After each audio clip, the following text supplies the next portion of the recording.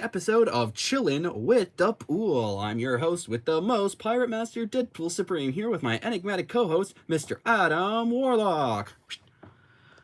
Greetings, fellow viewers of the internet and wherever you are watching this from. Today we'll be continuing off. Hey, that's my line. You're just the co-host, bub. Then I really don't understand what my purpose here to do is, just to stand here and, other than to stand here and look pretty. Well, duh, one of us has to, and that sure as heck ain't gonna be me. You seen what's underneath this mask? On second thought, I'd rather not know. Precisely.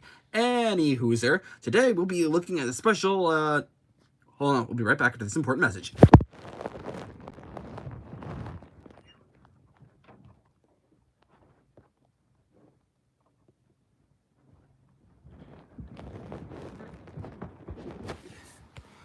Oh, sorry about that. Had to take care of the ventilation area. Any hooser, today we'll be looking at part 2 of our unbeatable Squirrel Girl review. Now, tell us why don't you give us a quick recap on what's been going on so far, Adam? Well, in this issue, Squirrel Girl and her supporting cast have been taking on this size-altering / self-duplicating foe called Enigmo. Yeah, that's right. He's been taking over the United States and is moving his way up north towards Canada. So hopefully, Squirrel Girl and her allies will be able to take him down. All right then. Enough gab. Let's get into the action, shall we?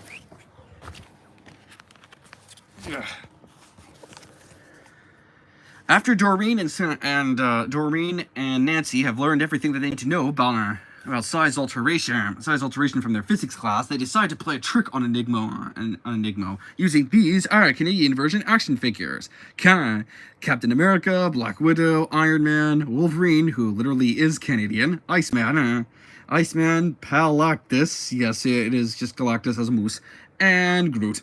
Yes, a maple, ladies and gentlemen, that is a maple version of Groot.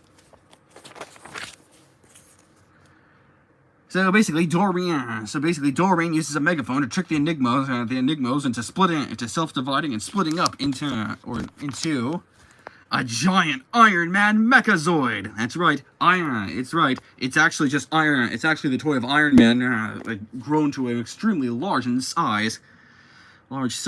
So as you can see, Enigmo has merged himself into a giant version of himself, hoping to battle it all out.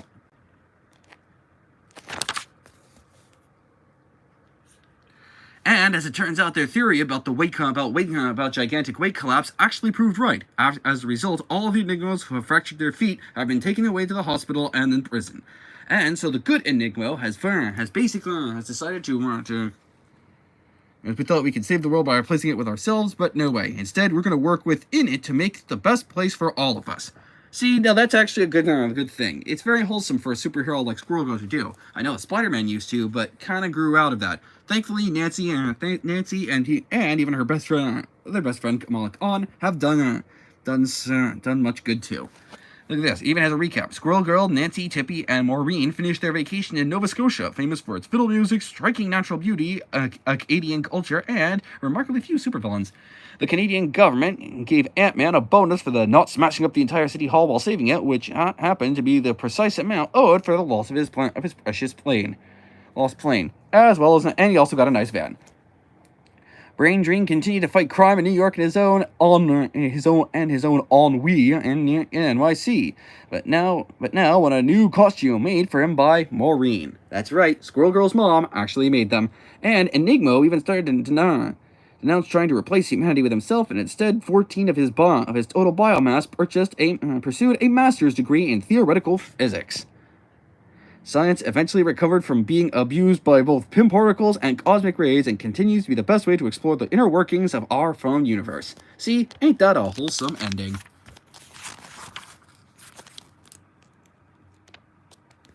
Okay, I gotta cover this one. This next story is basically just about Nancy Whitehead's pet cat. What's his name called again? Meow. Yeah, his cat's called Meow. Yeah, and basically, it's been. How many of you guys have actually had a cat walking all over your keyboards and everything, and just sending posts and everything? That's basically what Meow over here is. And like I said, cats are shitty little buggers, aren't they? They're cute, but they're cute, and occasionally can be good for good furry fan art. But cats are shady as fuck. So yeah, cat, the mighty Mjolnir. Again, this is what happens when a cat is left alone in a world full of superheroes. They start to dream. Cat, Mew, you are a cat, and cats dream in comic form. You know this, Mew. This happens all the time, Mew. Well, guess what? Ta-da! Mew's Dream Comics. Yep, it's I think it's drawn in some kind of similar to like Ren and Stimpy or something like the older like '90s comics. But whatever it is, it's awesome. Mew also had a second dream about trying to catch a mouse. So it's basically a literal comic dream of cat and mouse.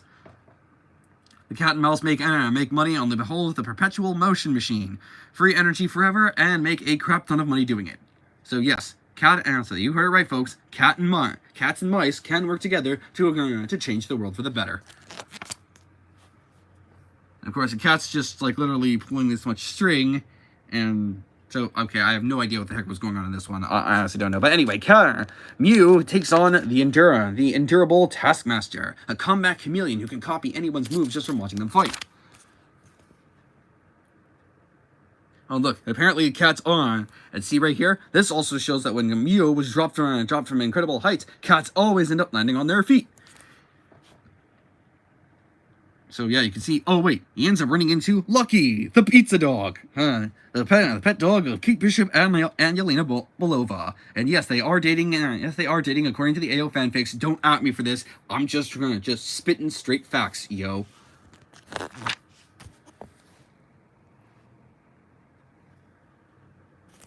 So apparently, the cat is trying to convince the dog to help fight against Taskmaster, while the other Avengers are trying to combat him somehow. It should be easy, because he is still street level. It's child's play to use your momentum against you, Hulk, and send you flying.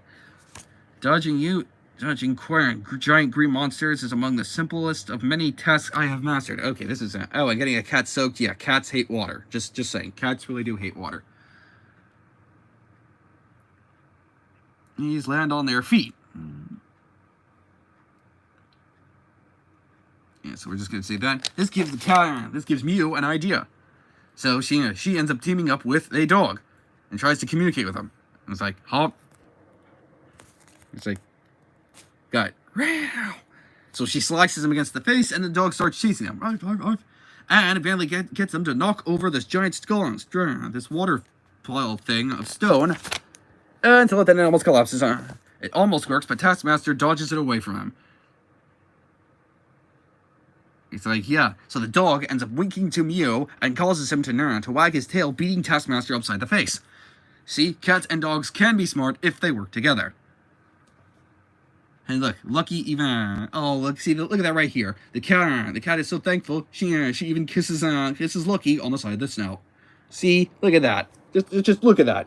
A dog and a cat warming up. Kind of reminds me a lot of my mom and my aunts and my grandmom's cats.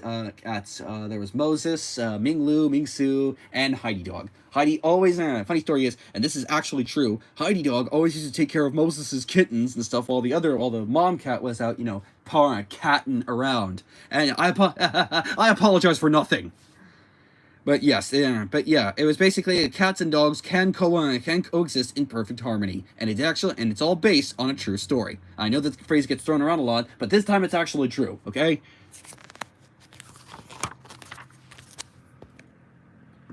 Ow. Damn, tension in my neck. So look, Squirrel Girl has Mew the cat is reunited with Nancy Whitehead. And look, the cat and mouse work together to combat Taskmaster, all while Nancy and Doreen repair the hole in the wall the Taskmaster left during their combat. And of course with the mice.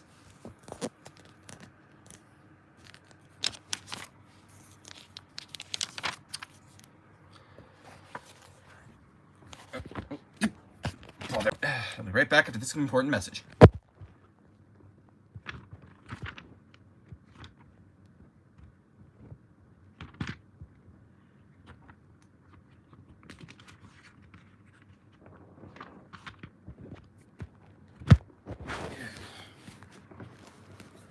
And that, ladies and gentlemen, we're back. And that's just about it for part 2, ladies and gentlemen. But don't worry, we'll be back tomorrow to conclude with part 3 of the what we call the Squirrel-tastic trilogy. Isn't that right, Adam? Yes, I did not know this was actually going to be made into a trilogy. I thought it was just contained within a part 2. Well, we're trying to do something new on this show, doing multi-parters in a story that has a lot of potential to be explored and further fleshed out. Plus, there's a multi-part story, so you gotta end the stories on high notes while you still can. Well, that's all the time we have for today, true believers, but be sure to tune in tomorrow at noon for the final part of the Squirrel-tastic trilogy. As always, I'm your host with the most, Pirate Master Deadpool Supreme, and I suppose that would make me Adam Warlock, his co-host and secondary star of the show, I believe. That's the spirit. And now soon you'll actually get up to, being not a total buzzkill. I never said I was. You never said you weren't. But fair enough. All right. Goodbye, audience. Hope to see you again tomorrow afternoon for the final episode of the Squirrel-tastic trilogy. Until tomorrow, I'm your host, Pirate Master Deadpool Supreme, and until next time, true believers, Excelsior.